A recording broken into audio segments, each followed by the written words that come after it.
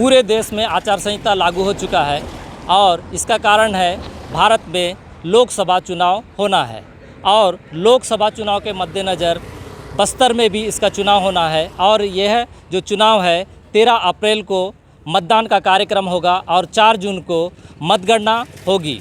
तो बस्तर में भारतीय जनता पार्टी की ओर से जो सांसद प्रत्याशी है उसका नाम की घोषणा कर दी गई है और महेश कश्यप जी को सांसद का टिकट मिला है और इस मामले में कहीं ना कहीं कांग्रेस 2 कदम पीछे नज़र आ रही है। अभी तक कांग्रेस से प्रत्याशी की घोषणा नहीं की गई है और आपको यह बता दूं, आज से ही बस्तर में भारतीय जनता पार्टी के प्रत्याशी के द्वारा चुनाव प्रचार कह सकते हैं या कार्यकर्ताओं से मिलन कार्यक्रम भी शुरू हो गया है और यह कार्यक्रम आज तोंगपाल से होते हुए सुकमा से दोरनापाल में कार्यक्रम होने के बाद आज महेश कश्यप जी और पूर्व सांसद दिनेश कश्यप जी कोंटा पहुंचे हुए हैं और कोंटा में भी पूरा कार्यक्रम है। कहा जा रहा है कि शिव मंदिर में दर्शन करेंगे कश्यप जी और उसके पश्चात पूरे कोंटा में रैली किया जाएगा, फिर कार्यकर्ताओं को संबोधन करेंगे और अभी से कुछ ही समय पश्चात जो सांसद प्रत्याशी है वो पहुंचने वाले हैं और उनके स्वागत के लिए भव्य व्यवस्था किया गया है और हम आपको दिखाएंगे कि उनका स्वागत कैसे किया जाए। और आप देख सकते हैं महेश कश्यप कोंटा पहुंच चुका हैं और उनका बाइक रैली के माध्यम से स्वागत किया जा रहा है। देख सकते हैं कार्यकर्ताओं में काफ़ी जोश नज़र आ रहा है, उमंग नज़र आ रहा है और बहुत ही भीड़ यहाँ पर कश्यप जी के स्वागत के लिए उमड़ी हुई है और कार्यकर्ताओं में एक अलग ही जोश देख सकते हैं, बाजे गाजे के साथ उनका स्वागत किया जा रहा है। और ये महेश कश्यप जी हैं जिनका जो गाड़ी काफिला भी यहाँ निकला है और इसके बाद पूरा कार्यक्रम क्या होगा इसकी भी जानकारी हम विस्तार से आपको बताएंगे। और आप देख सकते हैं बस्तर से बीजेपी के लोकसभा सांसद प्रत्याशी महेश कश्यप जी कोंटा के प्राचीन माणिकेश्वर शिव मंदिर पहुंचे हैं और शिव भगवान के दर्शन करके आशीर्वाद ले रहे हैं। हर हर महादेव, हर हर महादेव, शंकर भगवान के, भोलेनाथ महाराज के, राम के। हमारे स्वयं मुक्का भैया मेरे गांव को देख चुके हैं। छोटा सा गांव है, मुश्किल से 60-70 घर है और सब खच्चे घर आपको मिलेंगे। मैं एक छोटा सा किसान परिवार का बेटा हूं और बहुत साधारण परिवार है और मेरा कोई भी राजनीतिक पृष्ठभूमि नहीं रहा है, ना मैं राजनीतिक परिवार का व्यक्ति नहीं हूं। उसके बाद भी भारतीय जनता पार्टी के द्वारा बस्तर लोकसभा क्षेत्र का मुझे प्रत्याशी बनाया गया है, जो कि आप सबको मालूम है 8 विधानसभा 6 जिला को मिलाकर हमारा लोकसभा है। यह काम अगर संभव हुआ तो हमारे देश के यशस्वी प्रधानमंत्री नरेंद्र मोदी के कारण, क्योंकि हमारे देश के यशस्वी प्रधानमंत्री चाय बेचते बेचते प्रधानमंत्री बन सकते, तो मेरे जैसा सामान्य कार्यकर्ता को बस्तर का लोकसभा का प्रत्याशी बना के वहां भेजने का काम कर सकते। ये भारतीय जनता पार्टी है। वही भारतीय जनता पार्टी है जो हमारे देश के सामान्य से गांव की महिला को देश के सर्वोच्च पद में महामहिम राष्ट्रपति के रूप में द्रौपदी के मुर्मू को बिठा सकते थे। भारतीय जनता पार्टी में संभव, कांग्रेस में कभी संभव नहीं हो सकता। हमारा प्रदेश के वर्तमान मुख्यमंत्री पहला असली आदिवासी मुख्यमंत्री आदरणीय विष्णुदेव अगर मुख्यमंत्री बन सकते थे भारतीय जनता पार्टी में बन सकते, कांग्रेस में नहीं। वही कांग्रेस पार्टी है जब हमारा देश 1947 में आजाद हुआ, 26 जनवरी 1950 को संविधान लागू हुआ, उसी दिन हमारे देश के नागरिकों को एक अधिकार मिला, वो अधिकार है वोट देने का अधिकार। और हमारा मतदान से, हमारा वोट से हमको जनप्रतिनिधि चुनने का अधिकार मिला। हम पार्षद से लेकर पंच से लेकर सरपंच से लेकर विधायक से लेकर सांसद बनाते हैं, तब जाके देश के प्रधानमंत्री बनाते हैं। ये अधिकार किसको मिला? इस देश के नागरिकों को। और हमें जो अधिकार मिला तब से लेकर अब तक हमने अपना जनप्रतिनिधि हमारे बस्तर से भी चुन के भेजते रहे हैं। लेकिन दुर्भाग्य से इस देश में कांग्रेस पार्टी 60 साल शासन की, 60 वर्ष, और वही कांग्रेस पार्टी, एक नारा कांग्रेस पार्टी का नारा रहा है, कांग्रेस लाओ गरीबी हटाओ, कांग्रेस लाओ गरीबी हटाओ, लेकिन हमारे देश से गरीबी कभी नहीं हटा। एक नारा था, हम हमारे बस्तर तरफ बोलते थे, आत नहीं रहने बात नहीं मिले, आत नहीं रहने बात नहीं मिले, इसका मतलब आत नहीं रहने से बात नहीं मिलेगा, ऐसा नारा लगता था। लेकिन हमारे लोगों को कभी खाने के लिए पेट पर भरपेट खाना नहीं मिलता था। मुझे मालूम है, मैं जिस गांव में रहता हूँ, मेरे घर में जगदलपुर का हमारा विश्व प्रसिद्ध दशहरा में उड़ीसा राज्य से लगा हुआ है। तो उड़ीसा से हमारे सगा संबंधी लोग जब आते थे, 40-50 लोग हमारे घर में रुकते थे, उनके खिलाने के लिए चावल नहीं मिलता था, कहीं की चावल। हमारे खेतों में मरानों में धान बोया करते थे हमारे दादा पिताजी लोग, तो उन्हीं दशहरा देखने आने वाले लोगों को उन्हीं को कटवाते थे और पैर से मीट के दांत को निकाल के उबाल करके उसना चावल बना के खिलाते थे। ये भी समय हमने देखा है। और आप सबको मालूम है, जब मध्य प्रदेश में हमारा मुख्यमंत्री बैठा करते थे, जब हमारा छत्तीसगढ़ राज्य का निर्माण नहीं हुआ था, तब वहां से कोई अधिकारी को, कर्मचारी को बस्तर में भेजा जाता था। वह अधिकारी बस्तर में आने से डरता था, बोलता था मैं काला पानी का सजा की बराबर है, मैं बस्तर नहीं जाऊंगा। तो इस प्रकार से बस्तर, हमारा जो बस्तर जिला है, ये कोटा से लेकर चारामा धमतरी तक, महाराष्ट्र गढ़चिरोली से लेकर उड़ीसा प्रदेश तक, केरल राज्य से बड़ा, इजराइल बेल्जियम देश से बड़ा क्षेत्रफल के हम सब लोग हैं। और हमारा बस्तर का इतिहास हजारों साल के मुगलों के शासन काल में, अंग्रेजों के शासन काल में, चाहे सांस्कृतिक रूप में हो, धार्मिक रूप में हो, या जल जंगल की सुरक्षा की बात करें, हम अपने सुरक्षित रखा। जब बैला डीला का लोहा खदान को भी अंग्रेजों के द्वारा हैदराबाद के निजाम के साथ सौदा किया जा रहा है, उसको भी रक्षा करने वाले यही बस्तर के लोग हैं। लेकिन दुर्भाग्य से वही कांग्रेस पार्टी के लोग बस्तर के बारे में कभी नहीं खत्म किया। आप सबको हमको मालूम है, इन्होंने 60 साल शासन किया, कुछ नहीं किया। लेकिन हमारे देश में हमारे भारतीय जनता पार्टी का पहला प्रधानमंत्री श्रद्धेय अटल बिहारी वाजपेयी ने एक बार 13 दिन के लिए प्रधानमंत्री बने, मात्र 13 दिन के लिए, एक बार 13 महीने के लिए, एक बार 5 साल के लिए। और उन्हीं के शासन काल में 2000 में छत्तीसगढ़ राज्य का निर्माण किया। और श्रद्धेय अटल बिहारी वाजपेयी को मालूम था छत्तीसगढ़ बनाने के बाद भी हमारा सरकार नहीं बनेगा।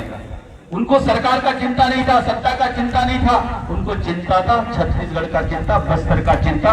इसीलिए सरकार छत्तीसगढ़ बनाया और एक नकली आदिवासी अजीत जोगी छत्तीसगढ़ का मुख्यमंत्री बना और 3 साल छत्तीसगढ़ में शासन किया। लेकिन हमारा बस्तर के जनता, छत्तीसगढ़ के जनता को नमन करना चाहिए, वह कांग्रेस को उगाड़ करके फेंका और डॉक्टर आदरणीय रमन सिंह के नेतृत्व में 2003 में मुख्यमंत्री बने और लगातार 2018 तक 15 साल छत्तीसगढ़ में शासन किए। और आज रोड, सड़क, बिजली, पानी अगर देखते हैं, आज हम कोंटा रोड को देखते हैं, इन्होंने 60 साल तक आजादी में शासन किया, लेकिन कोंटा से जगदलपुर का रोड था क्या? 60 साल इन्होंने शासन किया, कहीं गांव में आजादी के 77 साल के बाद भी लाइट नहीं था, 77 साल के आजादी के बाद भी स्कूल नहीं था। आप देखेंगे कांग्रेस साल में का शासन काल में कुछ नहीं हुआ और आज भारतीय जनता पार्टी के कारण आज जो कुछ दिखता है।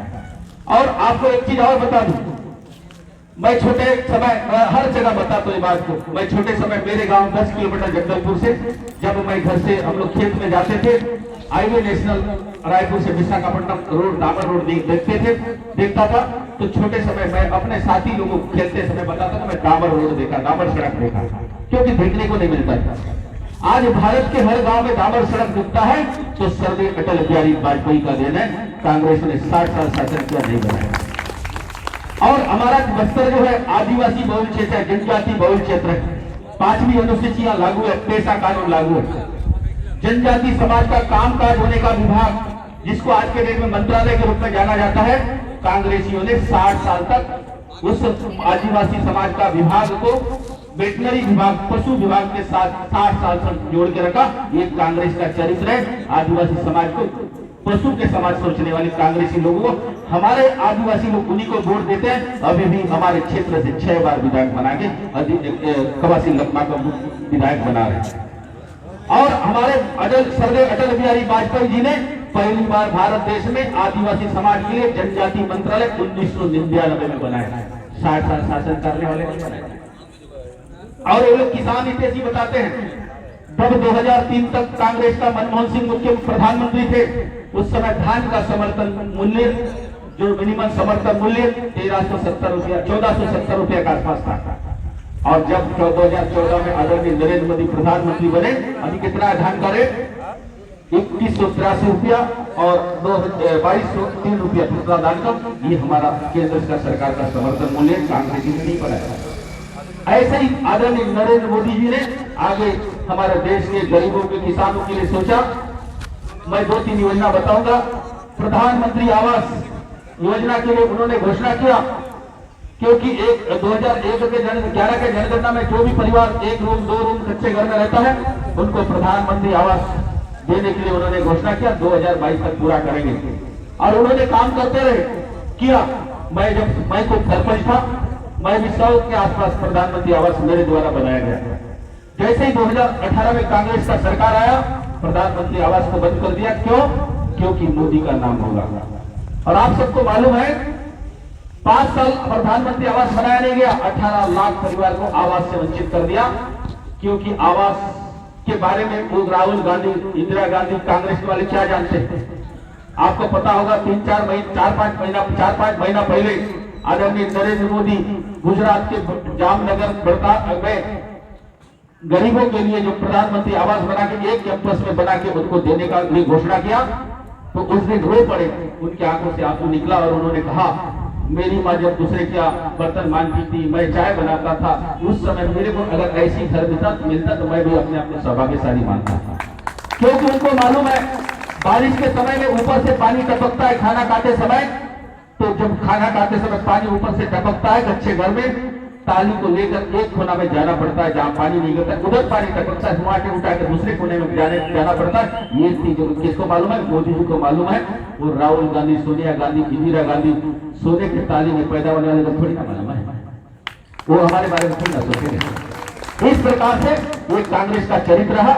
ऐसे बहुत सारे योजना है। हमारे दिनेश भैया भी अभी बोलने वाले हैं, क्योंकि समय भी हो गया, रात्रि हो गया। मैं एक गारंटी आपको बताऊंगा। अभी 3 महीना पहले हमारे यहाँ छत्तीसगढ़ में फिर से चुनाव हुआ, और हमने सब लोगों के सहयोग से डॉक्टर आदरणीय विष्णुदेव साय को हमारा छत्तीसगढ़ का पहला मुख्यमंत्री, आदिवासी मुख्यमंत्री बनाया। दुर्भाग्य से हमारे स्वयं मुक्ता भैया मात्र 1981 कुछ वोट से हारे। लेकिन हमारे संकल्प पत्र में हमने संकल्प किया था, हमारे मोदी जी ने गारंटी दिया था, और उस गारंटी में लगभग 6 घोषणा वादा था, पूरा हो चुका है। पहला किसानों का प्रधानमंत्री आवास, 18 लाख परिवार को 3 दिन के अंदर प्रधानमंत्री आवास बनाने के लिए स्वीकृति कर दिया। किसानों का 2 साल का बोनस उसको भी पूरा कर दिया। हमारे माताओं को महतारी वंदन योजना के अंतर्गत जो राशि देने का बात किए थे, उन्होंने 7 तारीख को उसको भी दे दिया।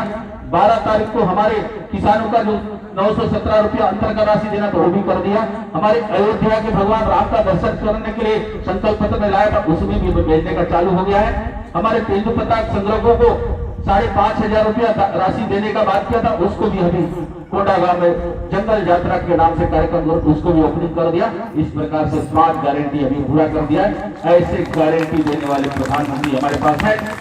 लेकिन कांग्रेस पार्टी का देश का सबसे युवा प्रधानमंत्री राहुल गांधी के बारे में सुना होगा, यूट्यूब पे सर्च करिए।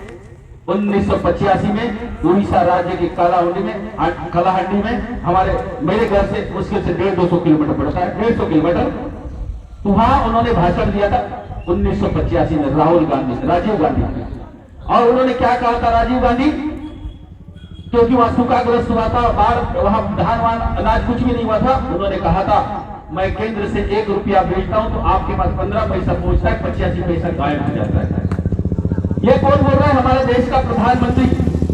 अगर इस सिस्टम को सुधारने का जवाबदारी किसका है? किसको बता रहे हो आप देश के प्रधानमंत्री हैं, लेकिन उसको कभी नहीं सुधारा। लेकिन हमारे मोदी जी का गारंटी देखिए, मोदी जी का गारंटी देखिए। 2,000 रुपया किसानों को किसान सम्मान निधि रुपये देने का घोषणा वादा किया, तो डायरेक्ट किसानों के खाते में 2,000 रुपया आज मिल रहा है। 1,000 रुपया महतारी वंदन योजना देने की बात किया, डायरेक्ट माताओं के खाते में 1,000 रुपया आया। किसानों का अंतर का राशि देने के बाद क्या, डायरेक्ट 917 रुपया आया। अगर उस समय का दौर होता तो 1,000 में 500 मिलता, 2000 में 1500% कोई गारंटी नहीं था, लेकिन हमारे मोदी जी के शासनकाल में गारंटी चलता है। और उस गारंटी देने वाले प्रधानमंत्री के शासनकाल में मुझ जैसे सामान्य कार्यकर्ता को, गांव एक गरीब किसान का बेटा को, उनका दिव्य दृष्टि को मैं नमन करता हूं। उन्होंने मुझे लोकसभा का प्रत्याशी बनाया। मैं अपने आप को गौरवान्वित महसूस कर रहा हूं और मुझे पूरा भरोसा है जो हमारा पूरा बस्तर का वैभव जो अंग्रेजों से, मुगलों से लड़के जीता, तो आज ये कांग्रेस पार्टी ने जो 60 साल में लूटा है, जो बस्तर को बना बर्बाद करके रखा, ऐसे कांग्रेस पार्टी को हमारे स्वर्गीय अटल बिहारी वाजपेयी जी कहा है कांग्रेस मुक्त भारत, और आने वाला समय में कांग्रेस मुक्त हम सबको मिलकर करना है और हमारे स्वर्गीय अटल बिहारी वाजपेयी का सपने को पूरा करना है। और मुझे पूरा विश्वास है आप कोंटावासी मुझे एक अपना भाई, अपना छोटा सा समाज का बोझ समझ के मुझे मतदान करके लोकसभा का प्रत्याशी बनाएंगे और लोकसभा में प्रतिनिधित्व करने का मौका देंगे। और हो सकता है मैं दोबारा आ नहीं पाऊँ, हाँ कल नहीं परसों हमारे सीएम साहब आ रहे हैं सुकमा में, वहां जरूर आऊंगा, लेकिन दोबारा कोंटा में आऊंगा नहीं, अभी चुनाव के बीच में, इसलिए कोई गारंटी नहीं। 6 विधानसभा 8 विधानसभा घूमना है और आप लोगों ने इतना समय से वेट किया और मेरे वाणी को काट के सुना, इसके लिए मैं आप सब लोग को बहुत बहुत धन्यवाद ज्ञापित करते हूँ। अपने वाणी को विराम देता हूँ। भारत माता की जय, वंदे मातरम। और आपको बता दें, जन्म से ही रहे कांग्रेसी और पूर्व में जनपद सदस्य रहे पूनम नारैया अपने 12 से 13 सदस्यों के साथ आज कांग्रेस का दामन छोड़ के बीजेपी का दामन जोड़ लिया। कश्यप जी, भारतीय जनता पार्टी ने आपको इतनी बड़ी जिम्मेदारी का पद प्रत्याशी बनाया है, इस पर आप क्या कहना चाहेंगे, कैसा महसूस कर रहे हैं? देखिए, भारतीय जनता पार्टी में ही संभव है मेरे जैसा सामान्य कार्यकर्ता को इतना बड़ा दायित्व पद दिया जा सकता है और हमारे देश के यशस्वी प्रधानमंत्री चाय बेचते बेचते प्रधानमंत्री बन सकते हैं। तो मेरे जैसे सामान्य कार्यकर्ता को भी लोकसभा जैसा लोकतांत्रिक प्रणाली में सबसे बड़ा जो अगर कोई चुनाव प्रणाली में अगर कोई दायित्व पद है तो लोकसभा, वहाँ मुझे लोकसभा का प्रत्याशी बनाया गया है और ये भारतीय जनता पार्टी में ही संभव है। और भारतीय जनता पार्टी वो पार्टी है, एक कार्यकर्ता आधारित पार्टी है, विश्व का सबसे बड़ा पार्टी है। इसीलिए हमारा विचारधारा, हमारे रीति नीति से हमारा संगठन चलने वाला पार्टी, उस पार्टी का मैं कार्यकर्ता सिपाही हूँ। प्रत्याशी बनाए जाने पे आप कैसा महसूस करते हैं? देखिए, प्रत्याशी बनाए जाने से तो मैं अपने आप को गौरवान्वित महसूस कर रहा हूँ, क्योंकि वो वर्तमान समय में विश्व का नेतृत्व करने वाले आदरणीय नरेंद्र मोदी, विश्व का सबसे बड़ा पार्टी का एक सिपाही बनने का मुझे अवसर मिल रहा है और बस्तर का प्रतिनिधित्व लोकसभा में करने का मुझे अवसर मिल रहा है। और मुझे पूरा भरोसा है बस्तर के जनमानस में जो मेरे प्रति मेरे को जो स्नेह प्यार प्रेम मिल रहा है, उससे हम पूर्ण बहुमत के साथ हम लोग यहाँ से चुनाव जीत के जाएंगे और कांग्रेस को यहाँ से मुक्त करेंगे। वही कांग्रेस पार्टी का वर्तमान सांसद, प्रदेश अध्यक्ष और वर्तमान सांसद हमारे एक मंडल अध्यक्ष उसको हरा सकता है। तो आज चुनाव लड़ने में उनको डर लगने लगा है, इसलिए अभी तक वो प्रत्याशी घोषित नहीं किए, इसलिए हम पूर्ण बहुमत के साथ सरकार जीते। आज पहुँचे हैं, यहाँ के जो कार्यकर्ता ने आप लोगों का स्वागत किया और उनसे मिल के आपको कैसा लग रहा है कि आने वाले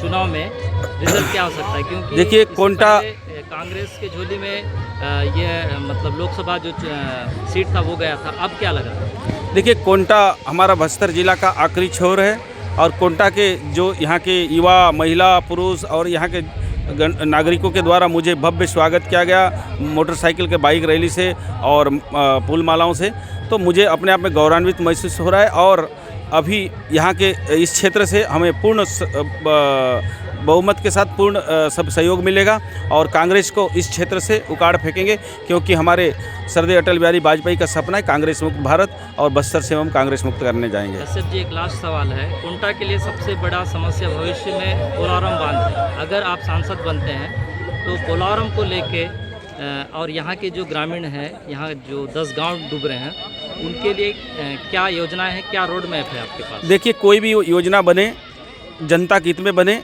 अगर जनता को उससे नुकसान हो रहा है तो ऐसे योजना का ज़रूरत नहीं है। हाँ, उससे अगर लाभ मिल रहा है तो उस योजना को लागू होगा और ऐसा कुछ रहेगा जनता का, इस क्षेत्र के जनताओं का मांग के अनुरूप वह काम करने का प्रयास करेंगे।